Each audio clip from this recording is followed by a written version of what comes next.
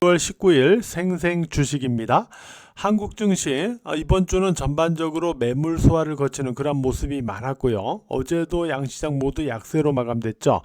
그러나 오늘은 다시 코스닥 시장에서 활성화 기대감, 그러니까 코스닥 활성화 기대감이 도출이 되면서 일단 그 타이밍에서 이제 코스닥 지수가 급반등하는 그런 모습이 있었죠. 이를 계기로 해서 장 초반 둔화되던 시장 분위기가 다시 조금 개선되는 그런 모습은 존재를 했습니다.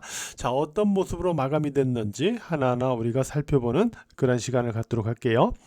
먼저 미국 증시를 살펴보면 간밤에 미국 증시는 모두 반등을 했죠. 근데 반등을 하긴 했는데 나스닥 지수 그리고 다우 지수 그리고 S&P 500 지수 모두 5일 이평선 아래에서 마감이 됐어요.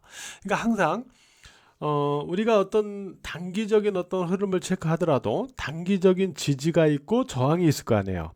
그러면 빠졌을 때는 지지가 되어야 되는 것이고 오를 때는 이 저항을 돌파를 해야 되는 거죠. 근데 기본적으로 일단 5일 이평선이 1차적인 저항의 기준이다. 단기 저항의 기준이다 라고 놓고 볼 때 간밤에 반등을 했지만 이 저항을 돌파하지는 못한 거죠. 따라서 일단 한국 증시가 미국 증시의 간밤의 반등에 대해서 장초반 강하게 반응하진 않았습니다. 오늘 미국 증시는 선물옵션 동시 만기일이죠.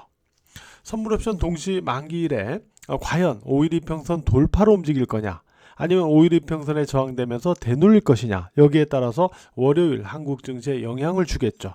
바로 오늘 만기일에 어떻게 움직이는지 이게 중요하다라고 볼 수가 있을 것 같고요.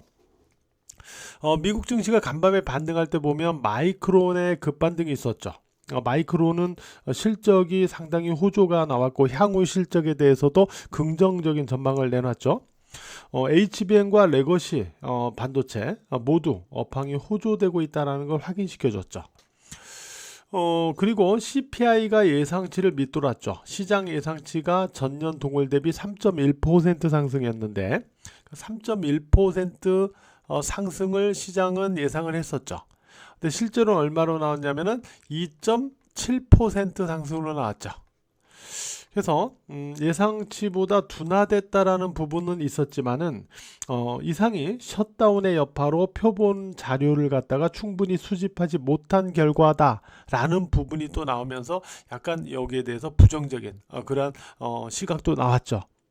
이런 부분들이 뭐 얽히고 설키다가 어쨌든 미국 증시가 간밤에 상승 마감을 했지만 오늘 만기일에 어떤 모습을 보이느냐에 따라 달라지니까 일단 5일 이평선을 기준으로 확인을 유지해 보도록 하겠고요.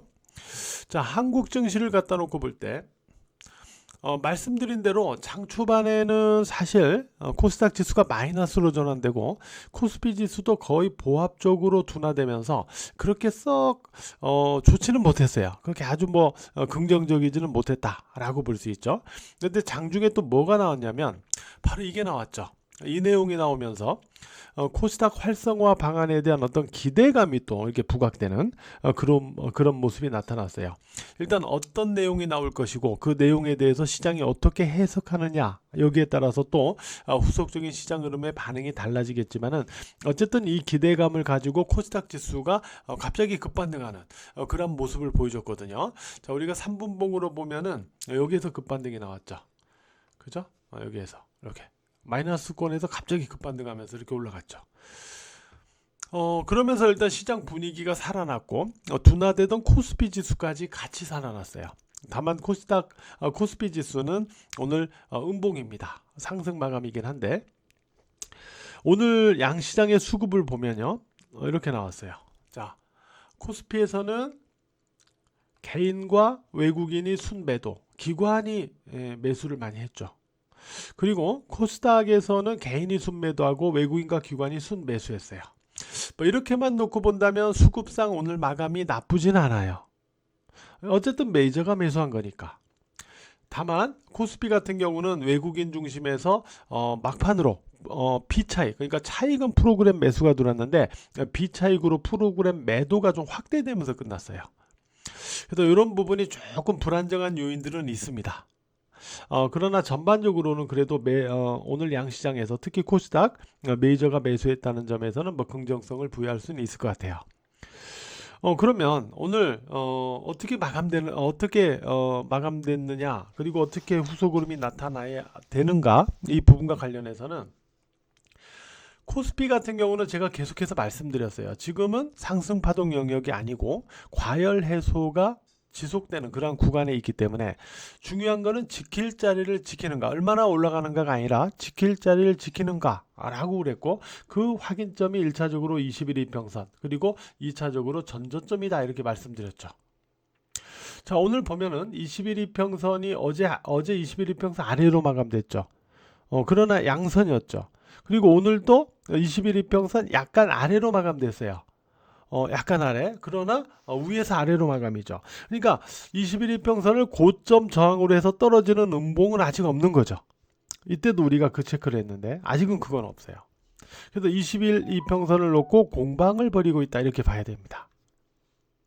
그리고 코스닥 지수도 오늘 21 이평선 어제 하향했다가 다시 회복으로 하루 만에 움직였어요. 이 과정에서 5일 이평선까지 돌파가 됐으면 더 좋은데 5일 이평선 돌파했다가 위로 윗꼬리가 나왔죠. 그래서 5일 이평선 아래로 마감이면서 또 21 이평선 위로 마감됐죠. 그러면 이러한 상태에서는 뭘 우리가 중요시 여겨야 되냐면 바로 이 부분이에요. 양시장 모두입니다. 모두 해당되는데, 자 보세요. 21 이평선이 지금 여기에서 이렇게 있죠. 자, 21 이평선. 그런 가운데 5일 이평선이 이렇게 내려오고 있는 거죠. 5일 이평선이. 그죠? 자, 여기서 이제 중요한 포인트가 뭐냐면 바로 이거예요.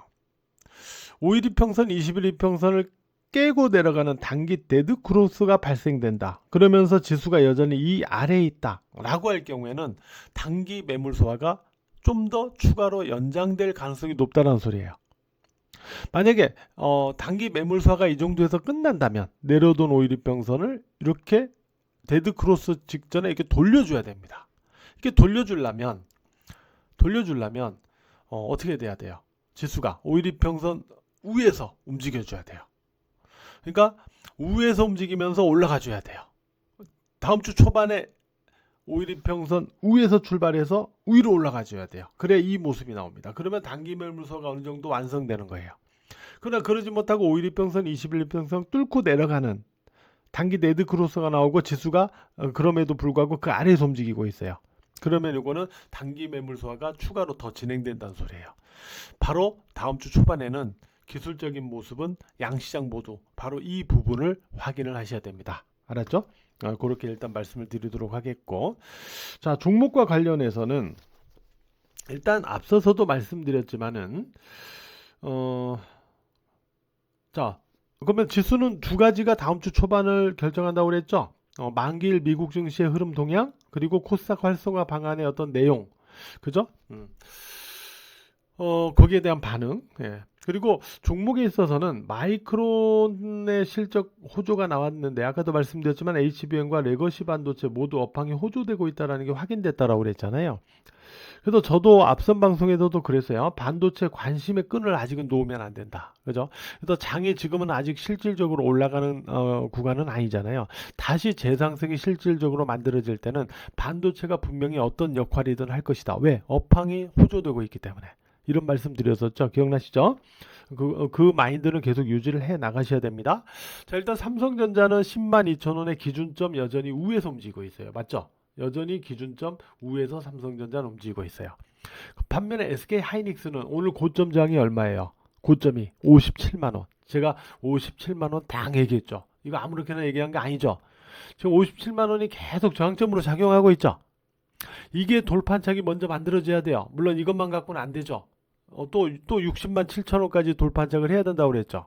그래야 패턴이 회복되는 거라고 그랬죠. 근데 어쨌든 1차도 아직은 회복이 안 되고 있어요.